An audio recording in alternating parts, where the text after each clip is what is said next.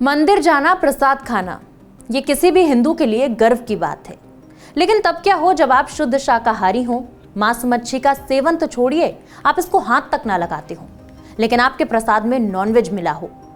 मैं ऐसा क्यों कह रही हूं, इस वीडियो में आपको बताऊंगी। नमस्कार, मैं नलिनी सिंह पालीवाल, आप देख रहे हैं न्यूज स्कूप। मामला आंध्र प्रदेश के तिरुपति मंदिर से जुड़ा है। आंध्र प्रदेश की सत्तारूढ़ तेलुगु देशम पार्टी ने तिरुपति मंदिर में प्रसाद के रूप में दिए जाने वाले लड्डू में मिलावट को लेकर वाईएसआर कांग्रेस पर गंभीर आरोप लगाए हैं। आंध्र प्रदेश के मुख्यमंत्री चंद्रबाबू नायडू ने यह दावा किया है कि पिछली सरकार में तिरुपति मंदिर में मिलने वाले प्रसाद में घी की जगह जानवरों की चर्बी और मछली के तेल का इस्तेमाल किया जा रहा था। अब मंदिर के प्रसाद को लेकर सियासत गर्मा गई है। दरअसल ये सिलसिला तब शुरू हुआ जब सीएम नायडू ने एनडीए विधायक दल की बैठक को संबोधित करते हुए दावा किया कि तिरुमाला के लड्डू घटिया सामग्री से बनाए गए थे। वहीं लैब रिपोर्ट ने भी इस बात की पुष्टि की है कि लड्डू में मिलावट की गई थी।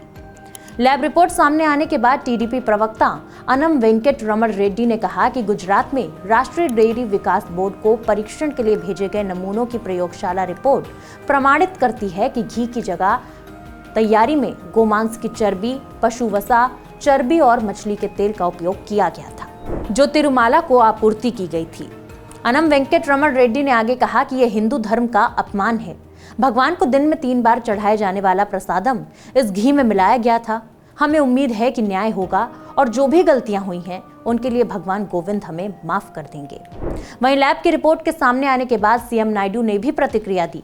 उन्होंने कहा कि इस अनियमितता में शामिल किसी भी व्यक्ति को बख्शा नहीं जाएगा, उनके खिलाफ कड़ी से कड़ी कार्यवाही की जाएगी। सीएम ने कहा कि मुझे जो लैब रिपोर्ट मिली है उससे स्पष्ट है कि प्रसाद की गुणवत्ता के साथ समझौता किया गया है, उसमें अपवित्र वस्तुओं की मिलावट की बात सामने आई है।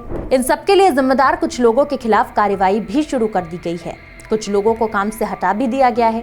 सीएम नायडू ने आगे कहा कि प्रसाद की पवित्रता का पूरा ध्यान रखते हुए अब शुद्ध घी इस्तेमाल किया जा रहा है। श्रद्धालु भी इस कार्यवाही से संतुष्ट हैं। वहीं इस पूरे मामले पर वाईएसआर कांग्रेस की तरफ से भी प्रतिक्रिया सामने आई है।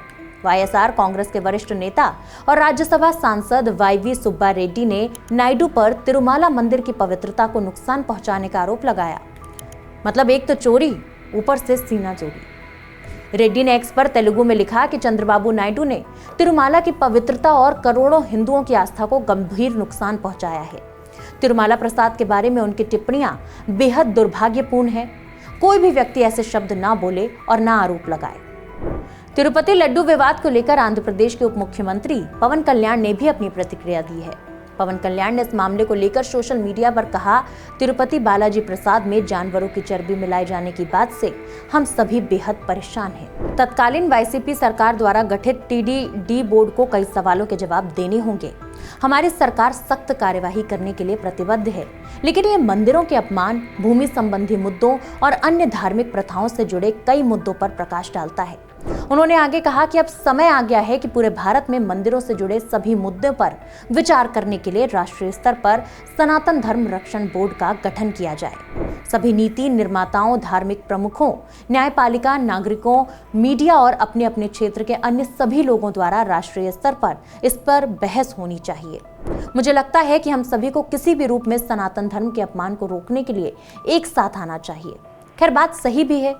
जिस तरह से बार बार सनातन पर प्रहार किया जा रहा है वो असहनीय है।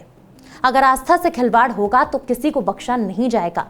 यह हरगिज बर्दाश्त नहीं किया जाएगा। आखिर क्यों बार बार सनातन धर्म और हिंदुओं को निशाना बनाया जाता है?